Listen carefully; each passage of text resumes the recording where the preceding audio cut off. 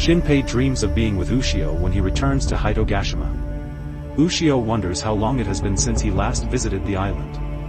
Ushio tells him to find her and protect Mio before he leaves. Shinpei tries to reach Ushio in an effort to stop her, but she gets hit by something. He realizes he ran into a woman when he wakes up and apologizes, but she slaps him.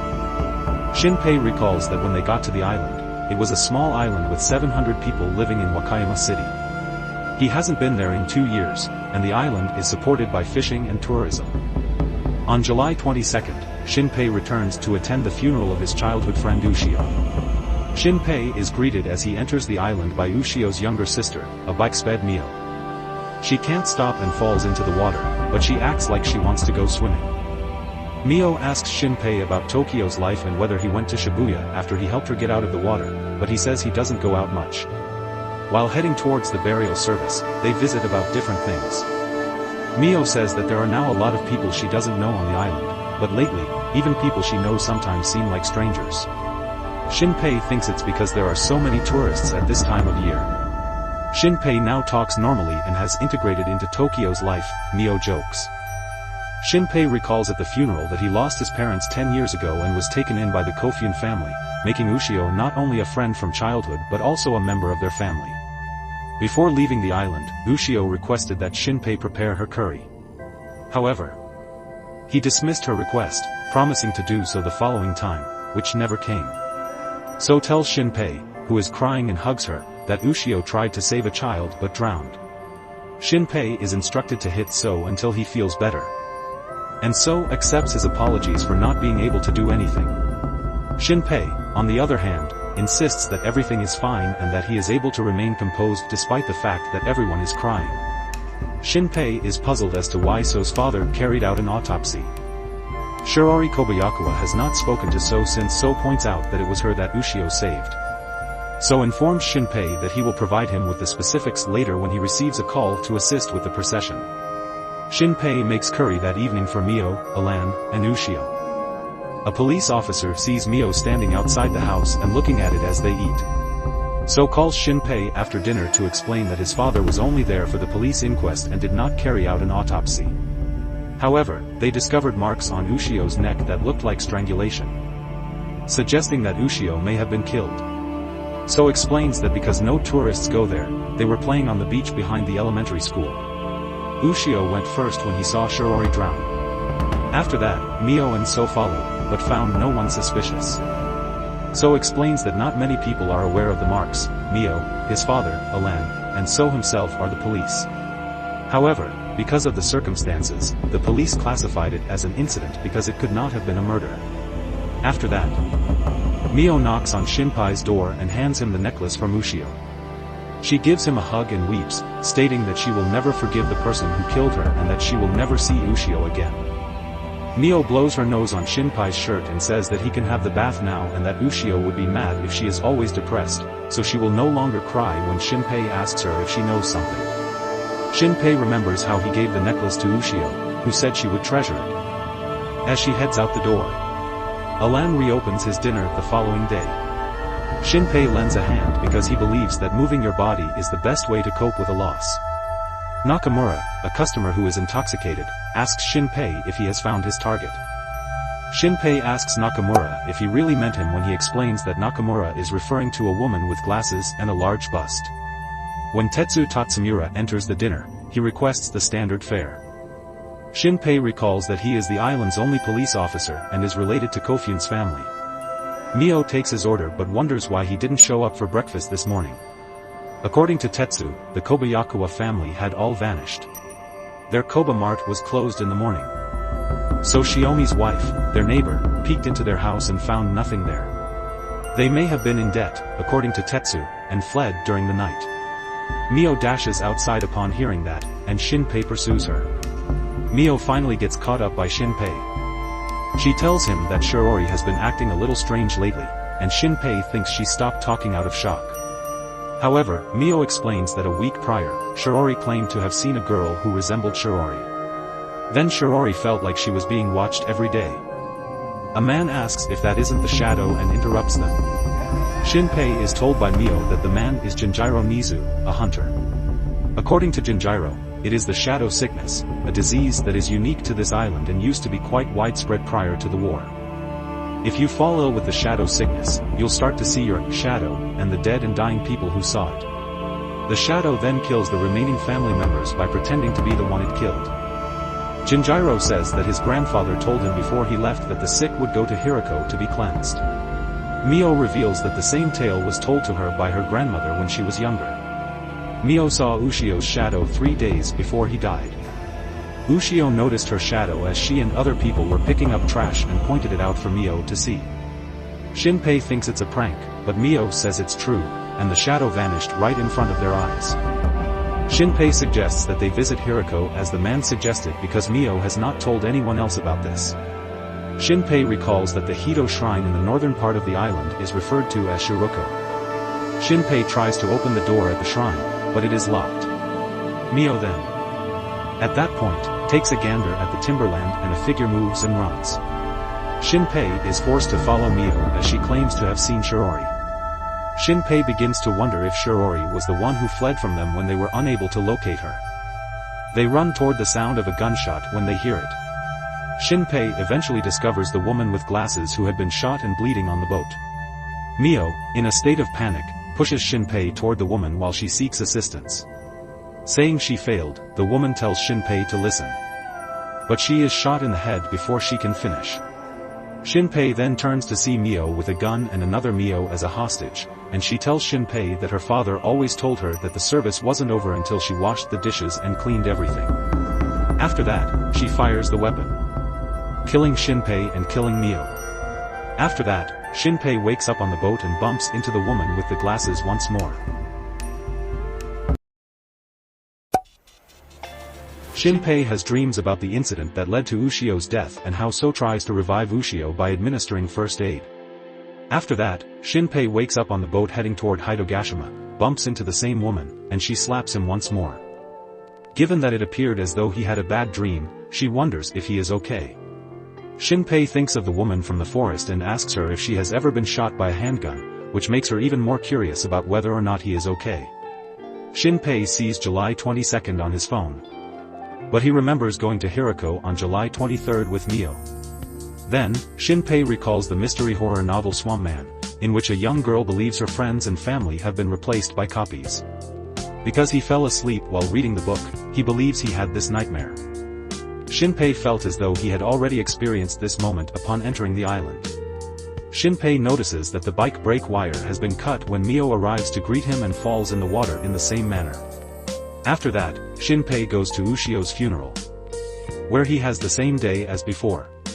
He begins to believe that shadows do exist as he experiences flashes of what is going to happen. In the wake of cooking curry, Shinpei chooses to go out to take some natural air while thinking about the cut brake and in the event that somebody really attempted to kill Mio.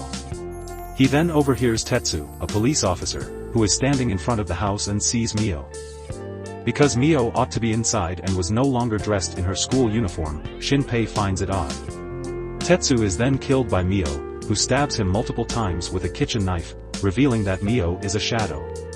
After that, a flash occurs, and a shadow emerges from Shadow Mio's shadow before transforming into Tetsu. The dead Tetsu was disfigured and the shadow Tetsu touched him, causing a second flash. Shadow Mio informs Shadow Tetsu that he is now the police officer Tetsu Tatsumura. Tetsu realizes that she has not yet killed the real Mio and taken her place after Mio asks him to give her his gun as he assumes his role. Mio explains that her morning attempt was unsuccessful and that if she sent her to the hospital, it would be simpler to kill her. Shadow Mio says, as she grabs the gun, that she can't kill her now or everyone will hear the gunshot and just be doing scouting for today. In that instant, So calls Shinpei, promising to do so earlier at the funeral. Mio finds Shinpei and stabs him in the neck as his phone vibrates. Tetsu wonders if Mio will imitate Shinpei as he bleeds out, but she starts to explain that Shinpei is already something and he can't hear the rest. After that, Shinpei begins to float above his body. He is then taken somewhere else, but he hears Ushio's voice as he travels, telling him to be careful and protect Mio. On July 22nd, Shinpei then steps on Hitogashima and wakes up. He stops her by standing in front of the bike, knowing that Mio will fall into the water. However, he falls into the water and Mio jumps to save him because he can't swim. In another location, Hizuru, the woman in the glasses, takes notes while upside down from a tree and recording herself. She talks about what she ate and how long it has been since she arrived on Hitogashima. Additionally, Hizuru explains that she is able to think more clearly while upside down because more blood enters her brain. She comments on Shiori's rightful place among the people and promises to keep an eye on him for the time being. Shinpei calls Tetsu that evening, notifying him of a fight and sending him somewhere else so he doesn't run into Shadow Mio. After that, Shinpei considers what to do. In order to make more room on his phone, he uninstalled all unnecessary apps and set his phone to record outside the house in order to film Shadow Mio. Shinpei is aware that his right eye has changed color, but he does not know when. Stressed over Mio, he winds up looking in the washroom, yet winds up hit with the shower head in the face for looking. Shinpei takes his phone out of his bag in the morning. After that, he goes to Mio's room, shows her the recording, and tells her that a shadow showed up last night, observed Mio, and is there to kill her. Shinpei claims that 3 days prior to the incident, Ushio also saw her shadow. Mio agrees, believing that Ushio had informed him of this. Then, Mio thinks that a shadow killed Ushio. Mio hears from Shinpei that he saw a shadow personify a human. Shinpei stops Mio because he doesn't want to put Mio in danger and wants to go alone, so Mio says they should talk to Shiori because Shiori also saw her shadow. Shinpei visits the Koba Mart, but the store is closed. When Shiomi shows up, she finds it odd that it's closed, so they ring the doorbell. Shiomi enters the room with Shinpei following her as no one opens the door. Even though no one is present, they observe that the table is still covered in food and that the television is on. Shinpei observes the same black stains that Tetsu's shadow left behind while Shiomi goes to look around. Shinpei notices some strange dents on the floor and concludes that they must have been attacked during dinner last night. Shinpei decides to search the second floor for Shiori because the black stains are the size of adults. He tries to turn on the lights as he goes there, but he sees a flash behind him. Shiori stands behind him and inquires as to why he inquired about her appearance yesterday. She wonders if there is something wrong with her and why he is staring at her. After that, Shinpei realizes that Shiori is a shadow and that she was present at the funeral. As Shiori makes a shadow, he realizes that the funeral flash had already given him the shadow disease. Shiori then decides to leave when Shiomi arrives. Shinpei leaves and wonders what to do next after calling the police to look for the Kobayakawa family that has gone missing. He starts looking for her at various inns, thinking he can save the woman with glasses this time. She appears to have been invisible, though. He inquires of Nakamura, to which he responds, "I get many visitors." Shinpei says that he has a big bust, and Nakamura immediately recognizes who he is talking about. However, he explains that she only went to his coffee shop. Shinpei then realizes that Nakamura will later that day ask him if he found her while drunk. After that, Shinpei goes back to Kofune's diner, where Tetsu appears. Tetsu is about to ask Shinpei about the fictitious fight that he reported, but Shinpei asks if he wants the usual. And Tetsu says yes. Tetsu reveals that Kobayakawas have vanished and that a mainland detective will arrive this evening. Shinpei realizes that it is the real thing and not a shadow because Tetsu reacts in a different way. Shinpei receives a phone from Tetsu, and Mio immediately recognizes it as Ushio's. Tetsu explains that Ushio brought the phone to him the day before she died, instructing him to give it to Shinpei in the event of her death.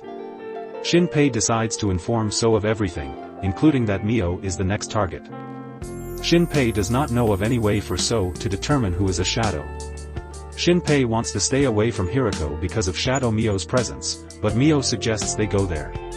He is reminded by So that tomorrow is the festival, when the shrine will be at its busiest, and that the priest won't have time for them. Shinpei, on the other hand, realizes that the more people there are, the safer it is for them, and he persuades them to go tomorrow. So suggests that they bring a code, and Mio suggests Mesopotamian culture before they leave. When Shinpei and Mio set out for home, it started to rain. Mio wonders how long Shinpei will remain because she kind of wishes he would. She is waiting for it to stop. She then tells him that she would be happy if he had Ushio's shell necklace and gives it to him. Shinpei still haven't figured out how to unlock Ushio's phone the following day. Mio, Takiko, and So arrive to take him to the festival. Shinpei is puzzled as to what So wanted to see yesterday, but So insists that it was nothing and that they should go. They go to the festival. And Shinpei tells So that he promised to protect Ushio but wasn't even there when she needed him, even though he's alone with South. He is told by So that it is not his fault and that he must immediately protect Mio, but that if he does not, So will do so instead. After that, Shinpei realizes that So is still in love with Mio. So says they were discussing whether they prefer butts or boobs, and Mio comes in panicked, wondering what they were discussing. Shinpei tries to explain that's not what they talked about as Mio gives him an odd look. Takiko finds it fascinating and inquires about Shinpei's feelings for Mio after finding out that he entered the bath while Mio was present. Shinpei reveals that he treats her like family. So says that his father told him that the priest would be free and they could enter once the fireworks stopped. Shinpei then follows Ushio as she emerges from the crowd. He observes her standing in the water as he follows her to the beach.